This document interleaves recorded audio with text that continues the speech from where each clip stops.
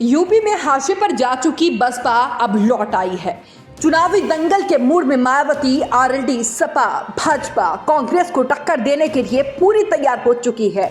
UP चुनाव 2022 में करारी हार के बाद मायावती का पूरा फोकस मिशन 24 पर है। बसपा ने 2024 में लोकसभा की 10 सीटें बचाने के लिए अपनी रणनीति पर बड़ा बदलाव किया है।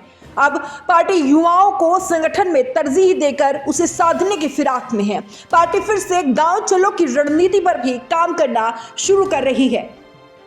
यूपी बसपा के नए अध्यक्ष विश्वनाथ पाल का कहना है कि पार्टी की सभी कमेटी में 50% युवाओं को जगह दी जाएगी।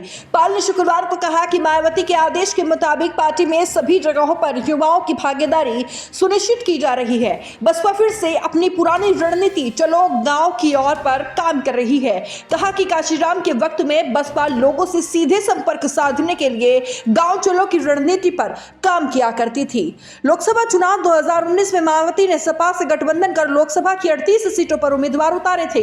बसपा को सपा के मुकाबले ज्यादा फायदा हुआ और पार्टी 10 सीटों पर जीत दर्ज कर गई। इनमें बिजनौर, नगीना, अमरोहा, अंबेडकर नगर, गाजीपुर, श्रावस्ती, लालगंज, सहारनपुर, घोसी और जौनपुर सीटें शामिल है।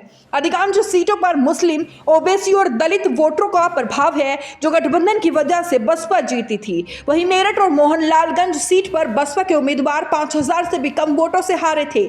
ऐसे में मायावती का फोकस इस बार कुल मिलाकर 12 सीटों पर ज्यादा है।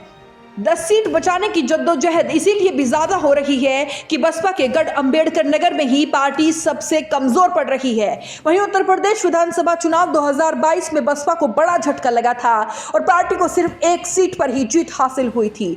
वोट परसेंटेज में भी भारी गिरावट देखने को मिली थी। मायावती ने हार के लिए मीडिया को जिम्मेदार ठहराते हुए आगे नई रणनीति पर काम करने की बात कही। 2022 के चुनाव में बसपा के 290 उम्मीदवारों की जमानत जब्त हो गई।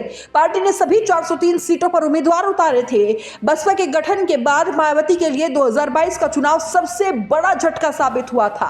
2012 में सत्ता से बेदखली के बाद मायावती और उनकी पार्टी से कई पुराने और दिग्गज नेता दूर हो चुके हैं। कुछ नेता खुद पार्टी छोड़ चुके हैं तो कुछ को मायावती बाहर निकाल चुकी है।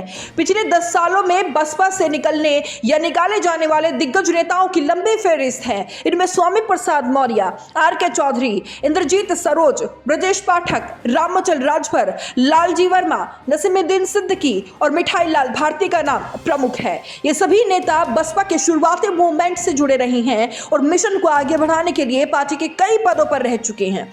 हाल के वर्षों में भीम आर्मी के प्रमुख चंद्रशेखर आजाद का यूपी में दलितों के बीच तेजी से सियासी उभार हुआ है। शुरू में तो मायावती ने चंद्रशेखर को विपक्षी पार्टियों का एजेंट बताकर उनसे पल्ला झाड़ लिया, लेकिन खतौली उपचुनाव के बाद बसपा की टेंशन बढ़ गई है। लेकिन अब चंद्रशेखर दलित युवाओं के बीच काफी लोकप्रिय होते जा रहे हैं और उनके मुद्दे उठाने को लेकर कई बार वो जेल भी जा चुके हैं।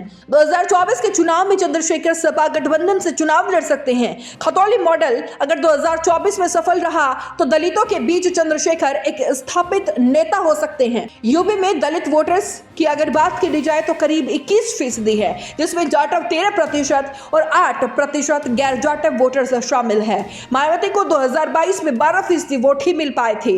बसपा का जनाधार जिस तरीके से गिरता जा रहा है, वैसे में 10 सीट भी बचाना पार्टी के लिए आसान बात नहीं है। अब सवाल खड़ा होता है कि क्या बसपा को मायावती की नई रणनीति से फायदा हो सकता है? इस पर आपकी क्या राय है वो जरूर हमें कमेंट बॉक्स में बताइएगा।